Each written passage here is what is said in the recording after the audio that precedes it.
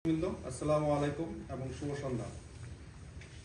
অমানবিক কুশিনের শিকার বহুল আলোচিত অন্তঃসত্ত্বা ভারতীয় নারী সোনালী খাতুনকে বিএসএফ এর নিকট হস্তান্তর প্রসঙ্গে বিএসএফ এর অমানবিক কুশিনের শিকার বহুল আলোচিত অন্তঃসত্ত্বা ভারতীয় নারী সোনালী খাতুন ও তার পরিবারকে মানবিক দিক বিবেচনায় আজ চাঁপাইনবাবগঞ্জ সোনা মসজিদ আইসিপি দিয়ে বিএসএফ এর নিকট হস্তান্তর করা হয়েছে।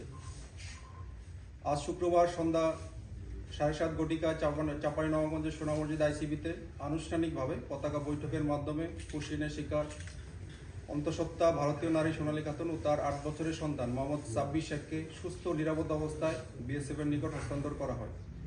এ সময়ে অত্র ব্যাটালিয়নের অধিনায়ক লেফটেন্যান্ট কর্নেল গোলাম কিবরিয়া, পুলিশ এবং জেলা প্রশাসনের প্রতিনিধিরা উপস্থিত ছিলেন। উল্লেখ্য, গত 25 জুন 2025 তারিখে ভারতীয় সীমান্তরক্ষী বাহিনী বিএসএফ কুড়িগ্রাম সীমান্ত দিয়ে 6 জন ভারতীয় নাগরিককে জোরপূর্বক বাংলাদেশে পুশিন করে। পুশিনের পর উক্ত ভারতীয় নাগরিকগণ চাঁপাইনবাবগঞ্জ জেলায় প্রবেশ করলে স্থানীয় আইন শৃঙ্খলা রক্ষাকারী বাহিনী তাদের অবৈধ অনুপ্রবেশের দায়ে গ্রেফতার করে এবং গত 22 আগস্ট 2025 তারিখে আদালতের নির্দেশে জেল হাজতে প্রেরণ করা হয়। আটককৃত ব্যক্তির মধ্যে 35 সপ্তাহের অন্তঃসত্ত্বা ভারতীয় নারী সোনালী খাতুন ছিলেন এবং তার 2 জন নাবালক শিশু ছিল। মানবিক বিবেচনায় আদালত 2 ডিসেম্বর 2025 তারিখে তাদেরকে স্থানীয় জিম্মায় প্রদান করে এবং কূটনৈতিক তৎপরতার মাধ্যমে দেশে ফেরত পাঠানোর নির্দেশ প্রদান করে।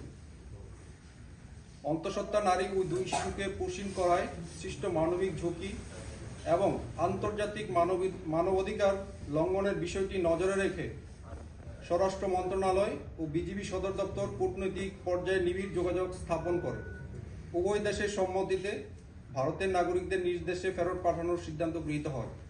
এরই ধারাবাহিকতায় আজ তাদেরকে সসম্মানে নিজ দেশে ফেরত পাঠানো হলো। হস্তান্তর শেষে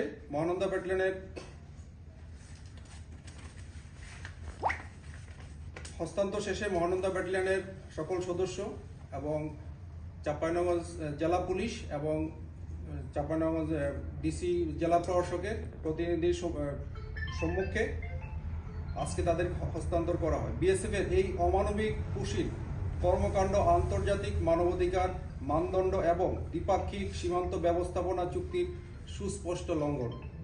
কুশিনের এই কর্মকাণ্ড দীর্ঘদিন ধরে সীমান্ত এলাকায় মানবিক সংকটের সৃষ্টি করেছে এবং উভয় দেশের সৌহার্দ্যপূর্ণ সীমান্ত ব্যবস্থাপনার পথে প্রতিবন্ধকতা হিসেবে চিহ্নিত হচ্ছে।